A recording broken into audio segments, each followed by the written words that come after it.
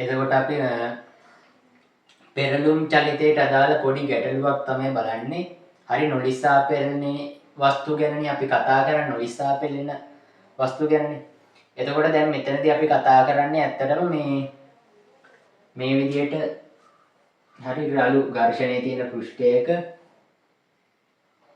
හරි ගමන් කරන නොලිස්සා පෙරළී ඉදිරියට ගමන් කරන වස්තුවක් ගැන තමයි කතා කරන්නේ. එතකොට මේකට අපි බාහිරින් මුකුත් බල ලබා දෙන්නේ නැහැ. හරි බල ලබා දෙන්නේ නැහැ. එතකොට වෙන්නේ මොකද්ද? දැන් පෘෂ්ඨය රළුයිනේ. එතකොට පෘෂ්ඨයත් රළුයි. මේක තැටියක් කියලා ගත්තොත් මේකේ තැටියේ පෘෂ්ඨයත් රළු වෙන ඕන. පෘෂ්ඨ දෙක අතර ඝර්ෂණයක් ක්‍රියාත්මක වෙනවා. පෘෂ්ඨ දෙකම රළු වෙන්න ඕන. පෘෂ්ඨ දෙකක් අතර ඝර්ෂණ බලයක් ඇති වෙන්න. හරි. ඒක අපි දන්නවනේ කොහොමද? එතකොට මේ වගේ තැටියක් නොලිස්සා පෙළෙන තැටියක් මේ විදිහට මේ දිශාවට මන්දණයට ලක් වෙනවා. අපි දන්නවා දැන් බාහිරින් මුකුත් බල දෙන්නේ නැහැ. එතකොට පෙල්ලි ඉදිරියට ගමන් කරන පෙල්ලි ඉදිරියට ගමන් කර ටික වෙලාවක් ගිහලා මොකද වෙන්නේ? මේකේ වේගය අඩාල වෙලා නිශ්චලතාවයටපත් වෙනවා. අපි බලන්නේ දැන් මේකේ ඝර්ෂණ බලයේ දිශාව ගැන තමයි අපි මේකේ බලන්නේ. හොයලා බලන්නේ ඝර්ෂණ බලයේ දිශාව. මෙතන මොකද්ද වෙන්නේ කියලා ඇත්තටම බලන්නේ. හරි. අපි බලමු. එතකොට දැන් මට දිශා දෙකකට මේකේ ඝර්ෂණ බලය හිතන්න පුළුවන් නේ. එක්කෝ මේ දිශාවට නැත්නම් මේ දිශාවට. ওই දෙකෙන් එක පැත්තකටනේ ඝර්ෂණ බලය අනිවාර්යයෙන්ම මේ තැටිය මත ක්‍රියාත්මක වෙන්න ඕන. පොළොව මගින් තැටිය මත ක්‍රියාත්මක වෙන ඝර්ෂණ බලය එක්ක මේ දිශාවට නැත්නම් මේ දිශාවට. දිශා දෙකකින් එකකට තමයි තියෙන්නේ. එතකොට මම නිකම් මේ දිශාව මාක් කරන්නම්. හරි. F කියලා. ඔන්න මේ දිශාවට මම මාක් කරා. දැන් මේ දිශාවට එන්න බැරියයි ඝර්ෂණ බලය බලමු. බලන්න දැන් මේ අතට මේ දිශාවට මොකද්ද වෙන්නේ? මන්දනයක්. හරි. රේඛීය චලිතය ගැන හිතන්න. එතකොට මේ දිශාවට වෙන්නේ මන්දනයක්. හරි. එතකොට මේ දිශාවට සංප්‍රයුක්ත බලයක් තිබිලා වැඩක් නැහැනේ. එහෙම තිබ්බොත් වැරදි නේ මේ මාක් කරපු එක බලන්න. දැන් F සමානයි m මේ සමීකරණයට අනුව සංප්‍රයුක්ත බලයේ දිශාවටමයි ත්වරණය සිදුවේ. හරි. සංප්‍රයුක්ත බලයේ දිශාවටමයි ත්වරණය සිදුවේ. දැන් මේකේ සංප්‍රයුක්ත බලයේ දිශාව මොකද්ද? මේ දිශාව. හරි. හැබැයි ත්වරණය වෙන්නේ මොන දිශාවටද? දැන් මේකේ ත්වරණය අපිට මෙහෙම ලියන්නත් පුළුවන් නේ. මේ විදිහට ලියන්නත් පුළුවන්. දිශා මාරු කරලා. කොහොමද? හරි. එතකොට බලන්න සංප්‍රයුක්ත බලයේ දිශාව මේ දිශාව. හැබැයි ත්වරණයේ දිශාව මේ දිශාව.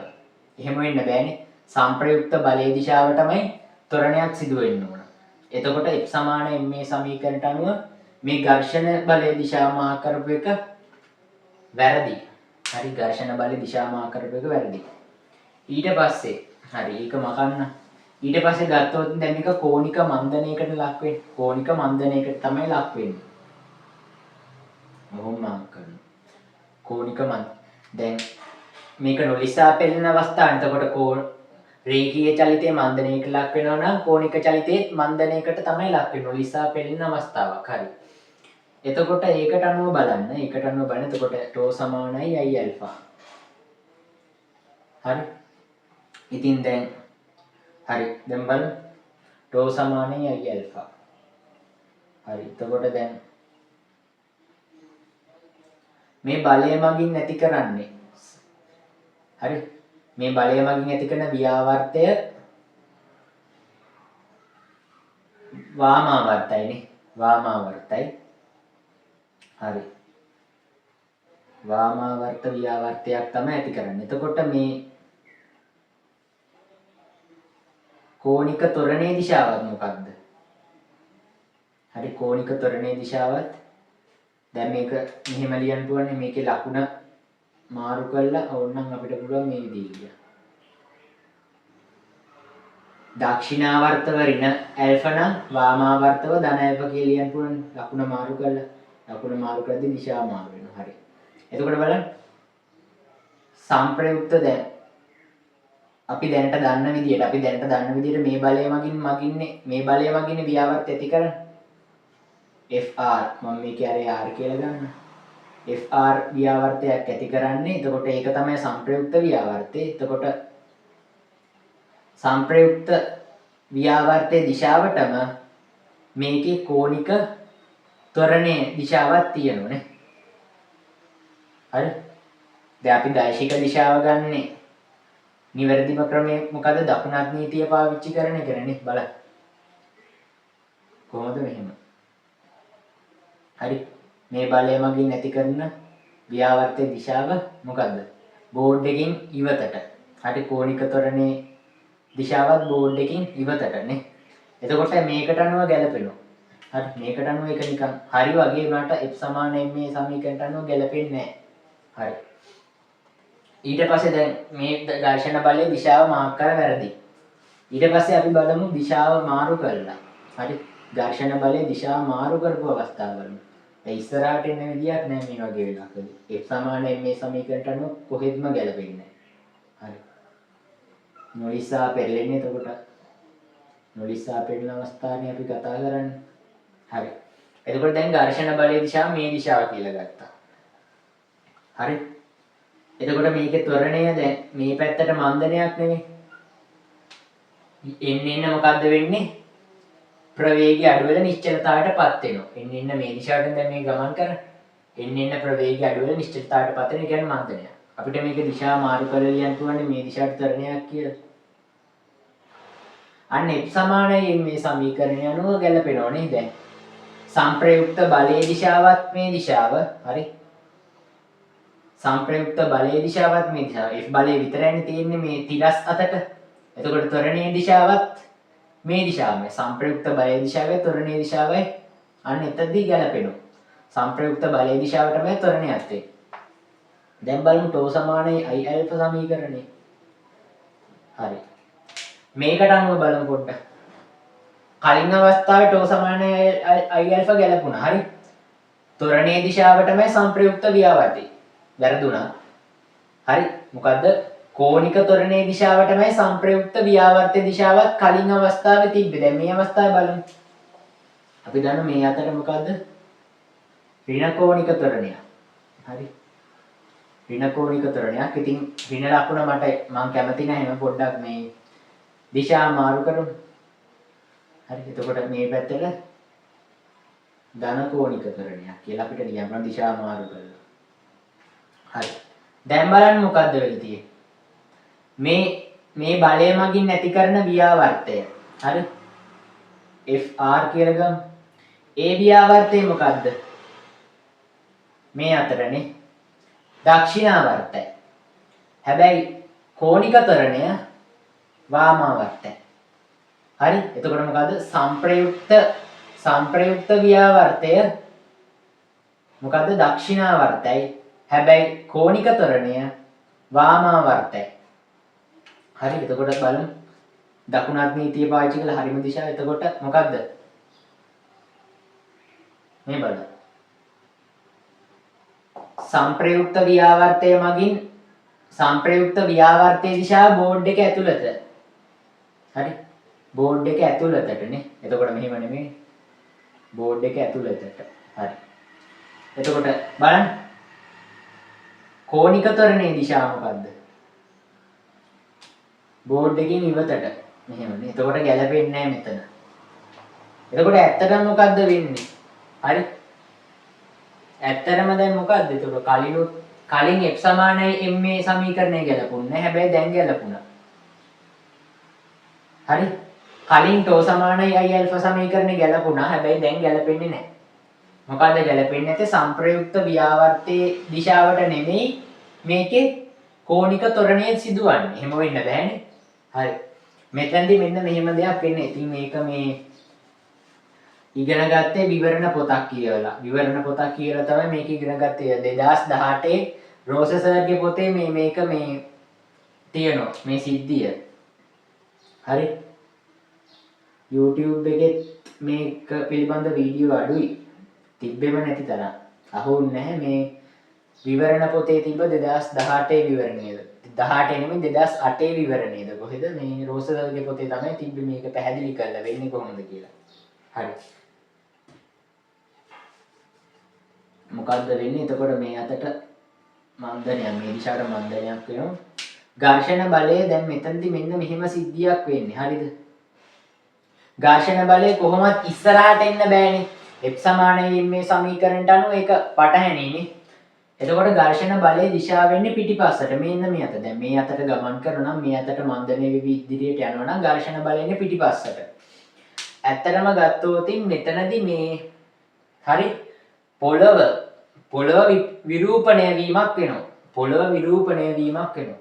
එතකොට මේක මේ ඇහැට පේන්න වෙන්නේ නැහැ. මේක අණුක මට්ටමින් තමයි වෙන්නේ. හරි. එතකොට පොළව දැන් මෙහෙමනේ තියෙන්නේ අපිට.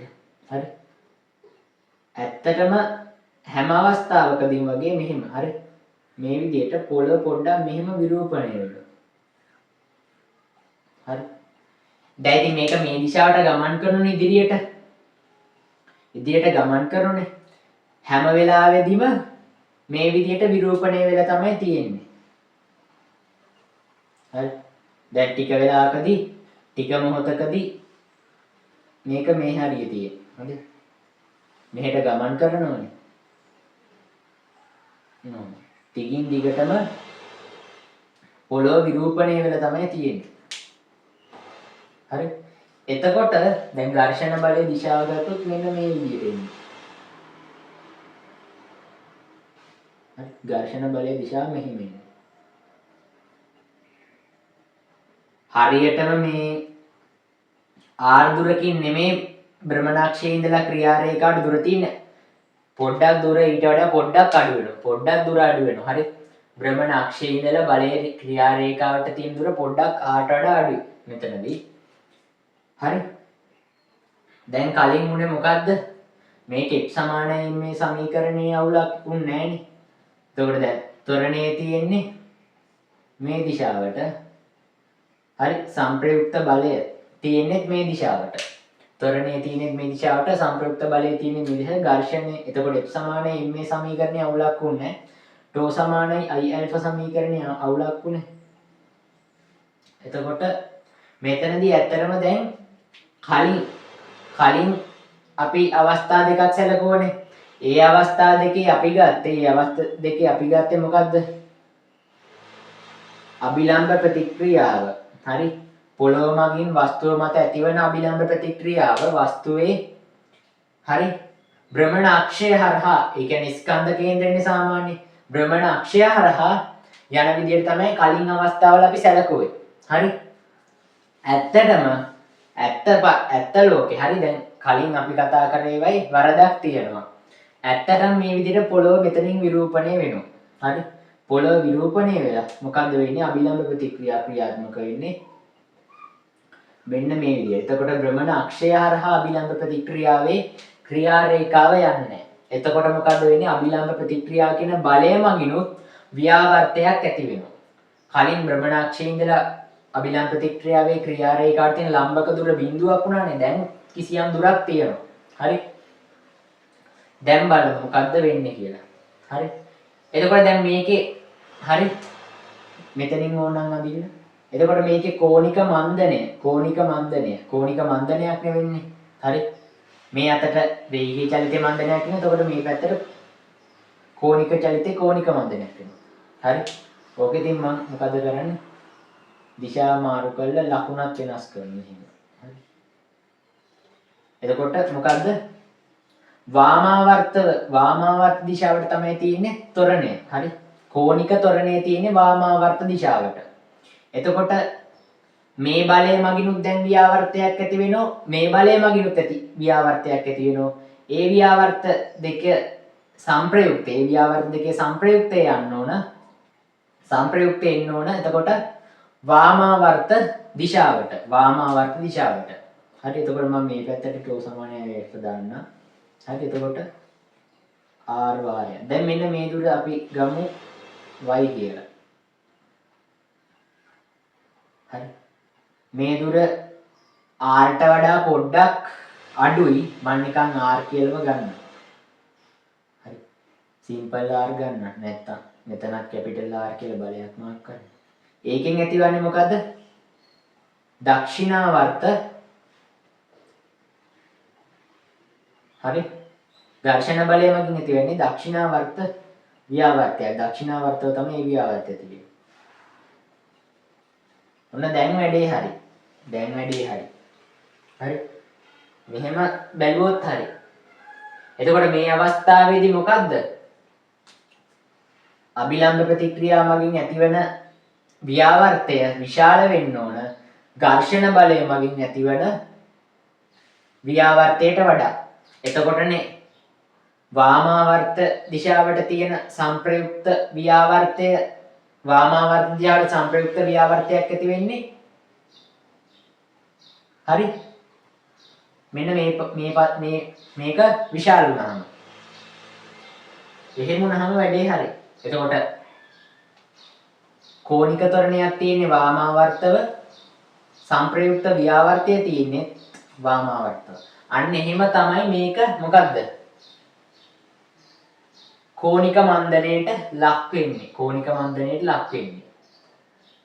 එතකොට දැන් අර කලින් ගණන් වලත් කලින් අපි දැන් මේ පාඩම සම්බන්ධයෙන් ගණන් හදනවානේ. හරි. එක එක විදිහේ ගණන් හදලා මේ මානත තල වල රළු ආනත තල සම්බන්ධ ගණන් අපි මේ විදිහට හදනුනේ. බල ටික මාක් කරමු පොඩ්ඩක්. කොහොම අපි සාමාන්‍යයෙන් මාක් කරන්නේ කොහොම මේ විදිහටනේ. හරි. ඇත්තටම මෙතනදී මෙහෙම වෙන්නේ නැහැ. හරි. ඇත්තටම අර පොළවේ විරූපණයේ කතාවත් එක්ක මොකද්ද වෙන්නේ? මෙන්න මෙහෙම වෙන්නේ. පොළවේ විරූපණයත් එක්ක කොහොමද වෙන්නේ?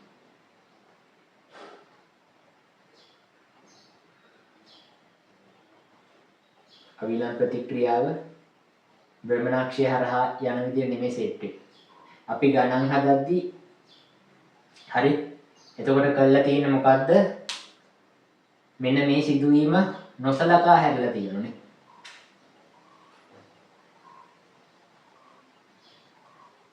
ඔන්න ඔහොම සිද්ධියක් තමයි වෙන්නේ හැමතැනම. දැන් මෙහෙම අපි කලින් ගණනුත් හැදුවනේ මේ විදියට. සාමාන්‍යයෙන් ස්කන්ධ කේන්ද්‍රයට ඉහළින් මේ වගේ හරි බලයක් ලබා දුන්නාම ඝර්ෂණ බලයේ දිශාව පිළිවෙල වෙන්නේ මොන විදියටද? චලිතයට හරි ඒකේ භ්‍රමණ චලිතයට හරි කෝණික චලිතයට භ්‍රමණ චලිතයට විරුද්ධ වෙන විදියට තමයි මොකද්ද ඝර්ෂණ බලයේ දිශාව පිළිවෙල වෙන්නේ. හරි. කොහොම ඇත්තටම මෙතනදී වෙන්නේ මොකද්ද? හරි. මෙන්න මේ විදිහට මේ අවස්ථාවේදී පොළොව මේ විදිහට විරූපණය වෙනවා. ඉතින් ඇහැට පේන්නේ නැහැ වගේ දෙයක්. අණුක මට්ටමින් ඕක වෙනවා.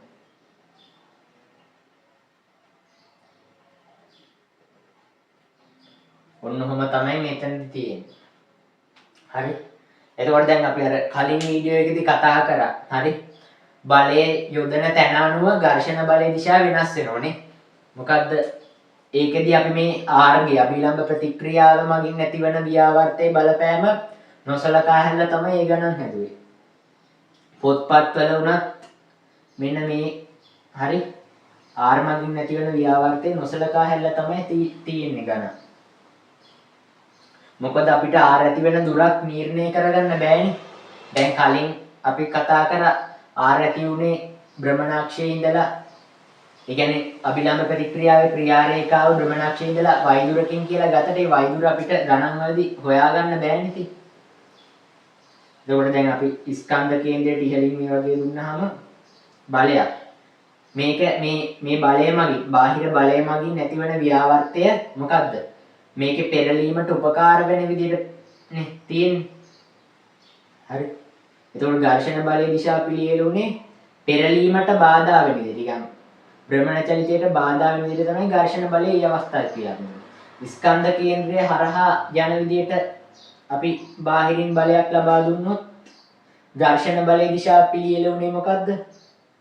දැන් මේ අපි බාහිරින් දෙන බලයේ මගින් ව්‍යාවර්තයක් ඇති වෙන්නේ නැහැ නේ. ඒ කියන්නේ භ්‍රමණ චලිතයට බලපෑමක් ඇති උනේ නැහැ.